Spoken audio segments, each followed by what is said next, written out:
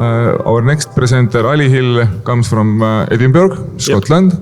And I heard that there was a request to give this presentation in Scottish. What do you think? Let's vote Scottish. I mean, it sounds pretty similar to English, but with a bit of an accent. Please keep English, otherwise we will get some bad feedback. I'm not up to speed on my Scots anyway, so it's fine. The floor is yours. Cool. Hi everyone. Thank you very much for joining my presentation today. I'm going to be talking about a journey that I went on with a previous team where we decided to share the testing effort. So I'd like to start off by talking about myself. My name's Ali, and I've been testing for just over 5 years now. I started off as a games tester, but just now I'm working for a digital transformation consultancy called ECS Digital, and I'm based up in Edinburgh in Scotland. I've always been more interested in the people and process side of software development, so working as a consultant is something that I'm really enjoying just now. I'm active on Twitter as well, so if you want to give my Twitter a follow to tweet about this talk or just hear what I have to say, then feel free to find the handle. So what am I going to be sharing today? I'm going to be sharing how we identified that testing was a bottleneck within our Agile team, the countermeasures that we put in place in an attempt to remove this bottleneck, and the benefits that we saw from these countermeasures. I believe that after this talk, you'll come away with some ideas on how sharing your testing knowledge can improve productivity within your team, how to introduce non-testing specialists to the testing effort, and how sharing the testing knowledge can improve communication and collaboration within your team. So I hope that you all come away with some ideas that you can then take back to your workplace. So first of all, I want to discuss some inspirations that led me to going on this journey with my team.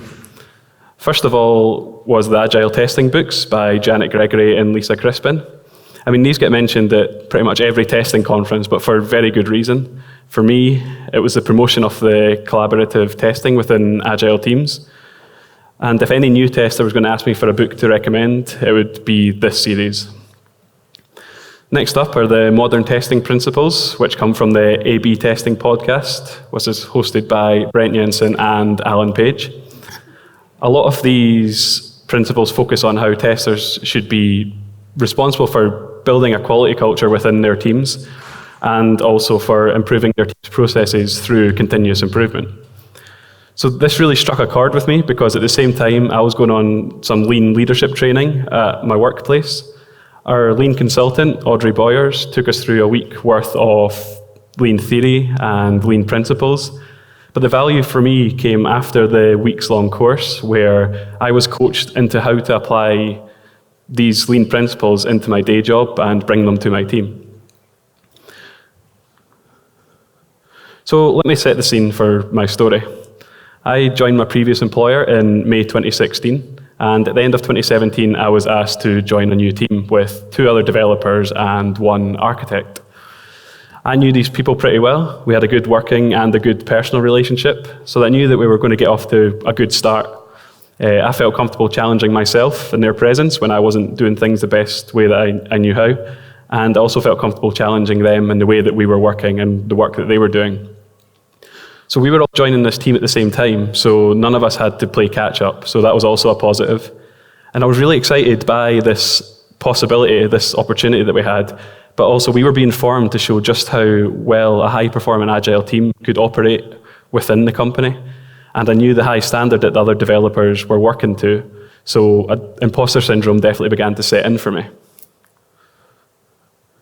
So after a few weeks within this Agile team, I wanted to bring some of the learnings that I'd taken from my lean training, and one of the first things I wanted to do was improve the efficiency of our workflow and our processes. I knew from my lean teachings that one of the best ways to do this is, first of all, visualize your workflow. And the easiest way for us to do this was to use Teams Kanban board Teams whiteboard as a Kanban board. So this assisted us in many ways.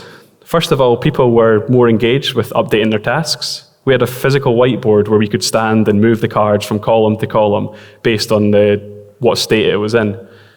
It also meant that we could easier easily visualize whether we were operating in a single piece workflow. This meant that each member of the team could only have one task in progress at a time, and it was really easy to see because we had the in progress column. And if anyone had any more than one card in there, then it signified a problem in our workflow. So the most important thing that came from the Kanban board for me was it allowed us to identify bottlenecks in our processes. And this is why I'm talking about the Kanban board today. So our team operated with a Kanban board, as I've explained, but we also operated in 2-week sprints. We committed to a number of tasks based on our velocity over the previous sprints, and we visualized them using our Kanban board, as you can see on the screen. So I'm going to run through a very simplistic but also typical example of what our sprints look like. So at the beginning of the sprint, you can see that we had 3 test tasks, which most likely were spawned from the development or the architecture tasks, which we'd also committed to. As the sprint began to progress, we began to notice a problem in the way that our sprints were progressing. In the most simplistic terms, the dev and architecture tasks were spawning test tasks that only I could do, so it was really hard for me to keep up. I really enjoyed working on testing tasks and getting the tests ready at the same time as the development work was happening, but it was pretty obvious that with only one tester that this was not always going to be possible.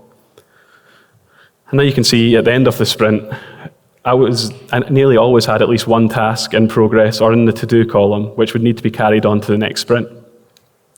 This meant that at least one of our work items weren't being released through a continuous delivery pipeline, and that meant because testing hadn't taken place, or the automated tests weren't in place, and they weren't ready to be run.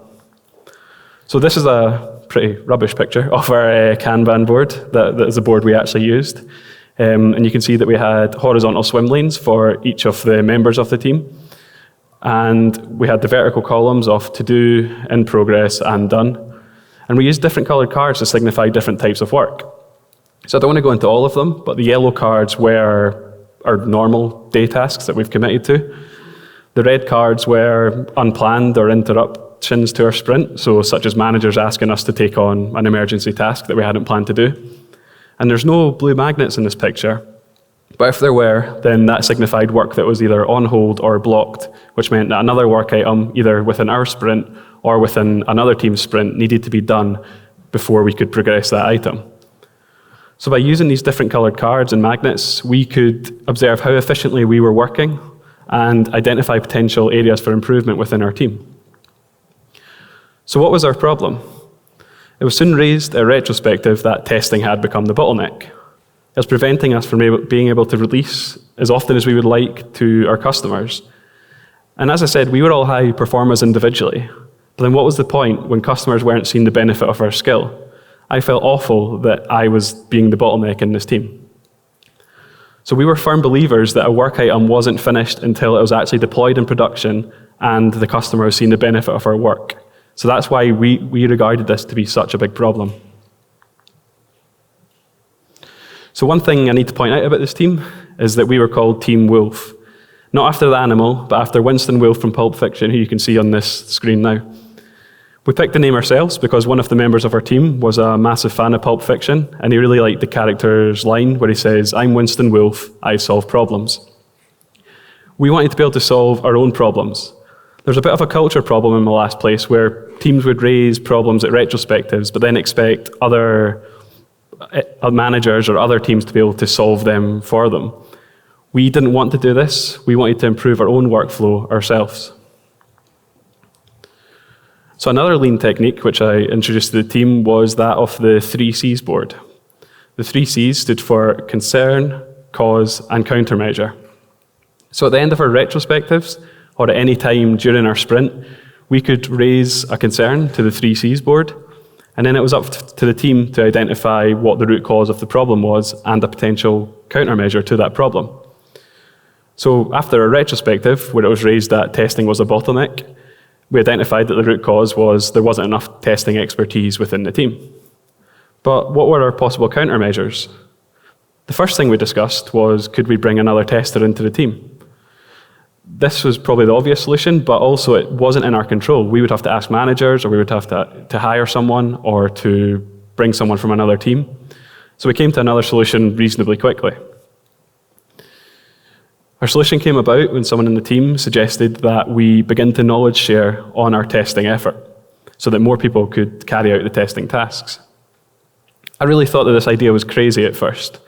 I was a tester in the team. What does this mean for me if other people in the team can test? Am I even going to be needed in the team anymore? So we're going to test early together.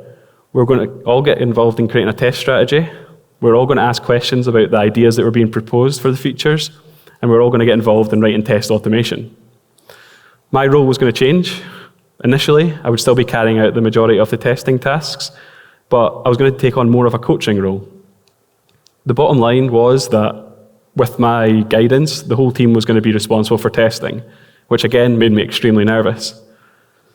I had to remember about the resources that I shared earlier, that my role in the team was bigger than just being there to carry out testing tasks. I was there to support the team in delivering a quality product. So I'm going to cover some of the ideas that we put into practice within our team. And the first point was that testing begins before any line of code is written. When a development idea is being suggested by a product manager, for example, then it's important to ask questions of the person suggesting these ideas. So there was a number of times where our product manager would come to our desks and suggest a new feature or the rework of an existing feature. And then I would go away and internalize this information, try and figure out how that fits into the bigger picture, and then come up with a list of questions that I would ask the product manager. But I realized that by doing this, I was excluding the rest of the team from the types of questions that I wanted to ask. So I would ask questions about what benefit this brought to the customer, how this affects feature B, which does something similar elsewhere in the product, and what data do we have to prove that this feature is worth developing. These are just some examples of the questions I used to ask. So what I learned to do was get the whole team involved in asking these questions. After the product manager came over, these meetings weren't planned, so there wasn't much planning we could do. We would get the team round the whiteboard and list the questions we wanted to ask. This got everyone involved in critical thinking within the team.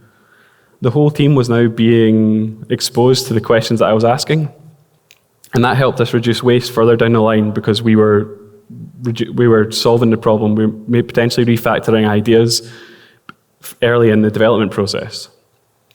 So I've got a concrete example of this in action, and it came about when someone in the product manager suggested that we group data based on a specific table. And the table would be based on a specific metric. One of our developers asked whether this metric made sense to group the data by. And our product manager went to production and found out that actually no, this data doesn't exist on production, so this table would always be empty. So that's a good example of how asking questions at the idea stage as a team can help reduce waste further down the line. So after testing our ideas, we would sit together in a planning session and talk about what we were actually going to develop. We didn't practice BDD within our team, but I made sure that we had as much time to talk about testing as we did design and coding and where it fits in our architecture. Initially, I came to the meeting with a list of test ideas, but over time, we all spoke about these ideas within the meeting together. We used to mob together at the design stage. I would frequently ask, as we were talking about how the feature fits together, how we should code it and how we should place it in our architecture, I would ask questions about, can we test this by doing X? Or can we test this using tool Y? The answers to this helped me gain an understanding of any potential testing issues that we would have in the future. By asking these questions of developers, I was able to get some assistance in creating testing tools, such as one which generated millions of rows of data in our database, and also tackling testability issues. So if a developer could refactor their code to make the solution more testable. So the advantage of doing this was at the planning stage, we all gained a shared understanding of the functionality we were developing. Eventually, questions such as how can we test this were being asked by everyone within the team. There were too many times when I was in a previous team where I would raise a bug and then get challenged on whether this was actually a bug because it wasn't in the acceptance criteria. By having these discussions up front, we were we're removing those frustrations and we're improving our communication and collaboration within the team because everyone now had a shared understanding of how the feature should work. And by gaining a shared understanding, as I mentioned, we were collaborating more and we were improving communication within the team and improving our relationships. So I used to push to be able to test early iterations of our product as it was being developed. And at first this was met with questions about, why do you want to test now? This isn't finished. But the advantage that this brought was that when you were testing an early iteration, you could still see whether we were actually heading in the right direction based on the shared understanding that the team had. We didn't have an easy way of spinning up local test environments within our team. So I found the easiest way to test early was to go to a developer's desk and work on a unit test with them. You can apply exploratory testing at the unit test stage based on boundary values, maximum, minimum values. You can do all this through the code. So over time, developers would actually come to me and ask whether we could test this together. So my one regret with the experiments that we carried out within this team was that we didn't do exploratory testing on a more mature version of the product. We didn't use charters and things like that. But I thought there was more benefit to be had by bringing the exploratory testing closer to the developer's area of expertise. By working together on these iterations, we removed frustrations within the team as well. So the blue magnets that I mentioned earlier, they were no longer appearing based on. So occasionally I would work on a task to test, and it would have a blue magnet on it because I would raise a bug which needed to be fixed before this testing task could progress to the done column. So we removed that by testing early together at the same computer. I also got myself involved in code reviews. So the advantage of this was that as developers were putting their code up for review by other developers, they could sit with me or I could sit with them and they could talk through how the code is working. And I could ask questions about where the error handling was, how it handles edge cases, and it also improved my coding ability, which was always going to help the team because I was writing test automation at the same time. So the main benefit of sharing testing early in the process was that developers were now aware of my thought process when I was testing features, even though I was doing it at an early stage. By focusing on the behavior of the product and working on edge cases and the product from a user's point of view at the unit test level, I was sharing my testing knowledge with the team. And over time, I heard developers, when they were pairing together, ask the same sorts of questions that I was asking. So obviously, my persistence was paying off in this case. So the final area that got shared with the developers was automated testing, which is probably the most obvious area where you can share testing with your development team. So the first thing I did with developers was ask them to sit with me as I wrote the automated tests. And the advantages of this was that they got exposed to our automation framework, so they become familiar with it. And they could also make suggestions on how I was writing the tests, because they're good at coding, obviously. I always made sure that once my code was completed, that it was sent to the developer working on that area of functionality for review. And the reason for this is it raised awareness on exactly what tests we were running in our CI pipeline. And again, it gave them awareness of what our automation test suite looked like. So these activities shared ownership of the automation code. And it really wasn't long before developers were picking up the automated testing tasks from our Kanban board, which again relieved the pressure on me because they were able to do it. It was a low-hanging fruit getting developers involved in writing automated tests based on our shared test design. So developers were able to write tests faster than me, and they were better coders because that's what they've done for a lot of their career. So I was learning from them, they were learning from me, and we were writing our tests in a more maintainable way. So what did I learn from this journey that I went on with my development team? I think first of all, the key to making this change and sharing testing knowledge with your team is to make small changes at a time. Don't overwhelm the team. Focus on small areas at a time and ask for feedback on those areas about whether they're enjoying them. So I was extremely lucky that in my team, we came to the solution of sharing the testing knowledge all together. But I don't know how fortunate any other people in this room would be to have that as the case they were in. The next point is the fact that I had a good relationship with the team, both in and outside of work, was pretty key to this plan working. And I know that not everyone can be best friends with everyone that they work with, but I think forming a good working relationship as much as possible is pretty key to sharing testing knowledge within your team. If you don't get on with everyone, then focus on the person in your team that you've got the best relationship with and try out the experiment and then pair up with them and share it with the rest of your team, because that way you've got two people showing the benefit of sharing the testing knowledge. So I hope that I've covered the key benefits throughout this talk of sharing the testing knowledge with your team, but I just want to recap some of them. Communication was improved within the team. We were working closer together throughout the development process and gaining a shared understanding of what it was we were developing. We were no longer throwing work over the wall to each other, and developers were getting actively involved in testing ideas and design specs and automation. So by collaborating and working together, we were shortening the feedback loop as well.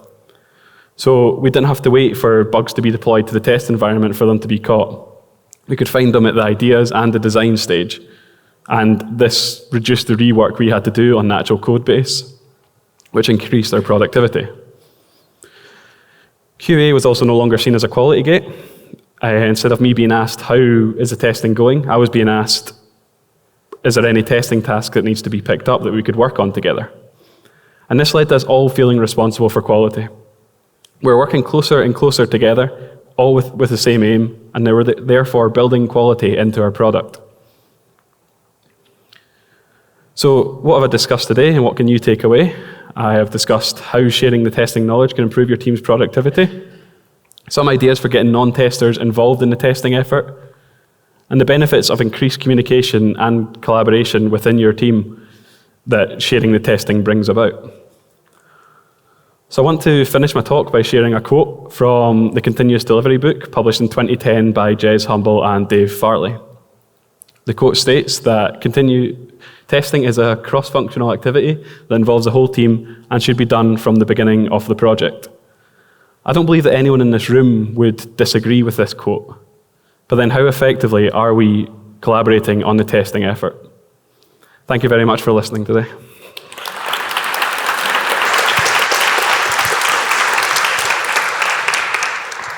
And now it's time for questions.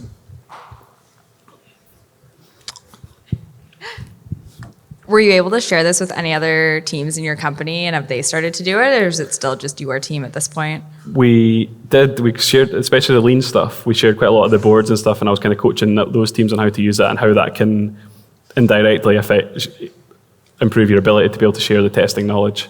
I did end up leaving the company last year, so we never, although I learned a lot from working with this team, we never got to the stage where I would be completely comfortable in like sharing exploratory testing and things like that, like I mentioned. But yeah, we shared some of the stuff, which was obviously one of the main aims. Cool.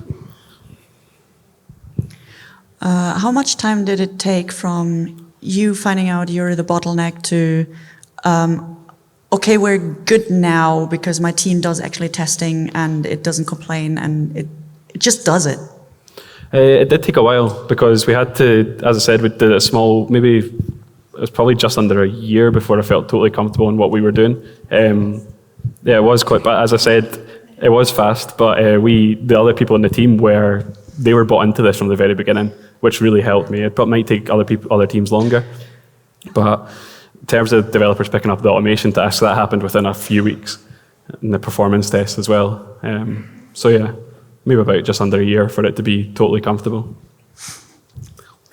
Thank you for a nice talk. You mentioned that one of the key things is building the good relationship in the team, but somehow I just can't imagine it being just a smooth ride. So I'm wondering, what were the road bumps along the way where you got the most resistance from the dev team? So honestly, we never butted heads or anything about this. I'd say the problems came with the work so when I talk about the automation task, for example, the types of tests that they were writing, despite the fact we'd specified it, I still felt as if I needed to get involved and look at what the types of tests that were being written. But as I said, I was really lucky in that we were all friends basically. So we never really disagreed on sharing it because that was a team decision to do that. But in terms of the types of work, obviously when anyone's learning a new skill, that was the types of problems that we had. Thank you.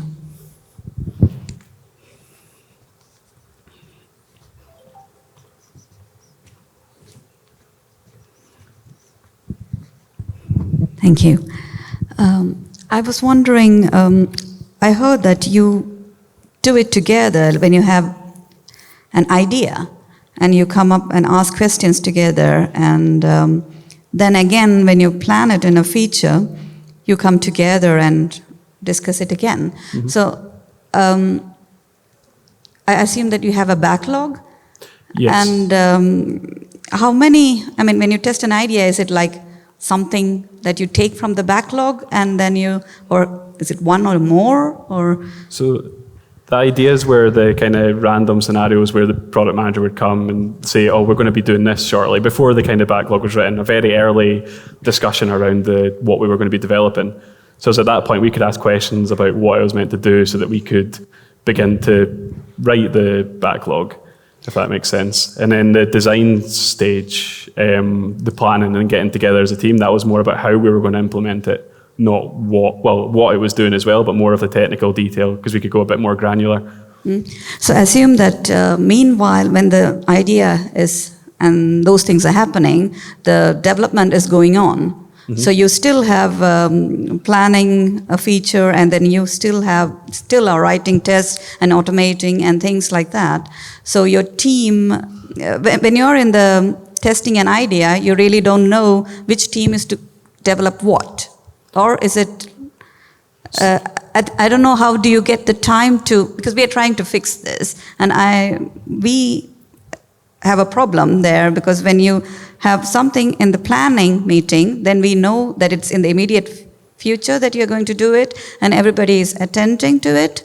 But before, and while you're doing it, you don't have the time to do a testing an idea thing, which is completely out of what we are doing right now. So I wanted to hear, how did you solve that part and make everybody interested in? Yeah. Okay. So we had our normal sprint meetings, the retrospective, the planning and things. So planning was probably our planning meeting. I don't know what other teams call it, but that's where we did the technical. That was always scheduled in for about an hour and a half every 2 weeks. But what we started doing was, it doesn't answer your question about having the time, but what we started doing was having those things more frequently, but less time. So we'd maybe spend like half an hour working on something that was coming up. The idea that was happening, as you said, we were working on something else. We were still working on stuff within our sprint, but it was important to ask questions about what was actually coming up. And I think, although it's more time up front, I would say that you do save time further down the line by having those discussions. So if there is any way that you can make time to have them, I think they're very valuable, because the more we talk about what we're designing, the less chance it is of it not meeting expectations at the end. I don't know if that answers your question. Yeah, I understand the importance of it. Yeah, thank you. Cool.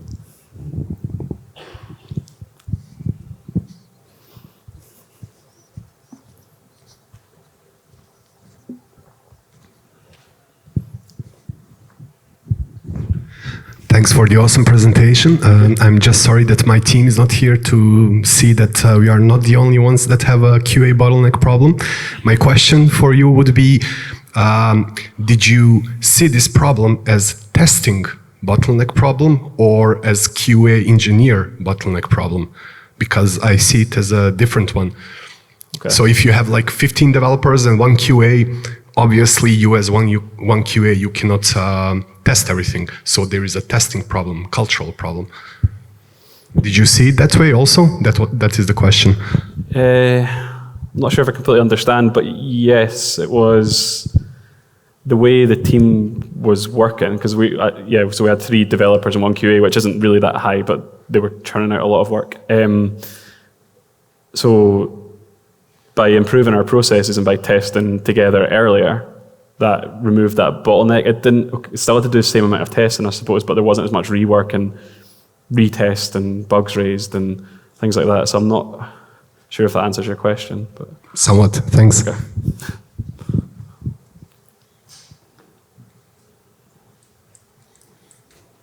There is chance to ask questions. Then I use my opportunity here. Probably you're not satisfied with the current situation also. What is your roadmap for the next year to even further improve the testing in your team? So I've left that team, but if I'd stayed, then definitely the exploratory testing was something that I had a big regret on, because I obviously, based on Alex's keynote this morning as well, exploratory testing is probably one of is the most valuable thing that we do as testers. So not exposing, although we did use some techniques and I was exposing developers to that at the sort of the unit test or the early stages, not doing that with like a charter and a mission and everything that's suggested in the Explore It book was a regret, because I would have loved to have spent time with developers doing that. Thank you. Thank you very much.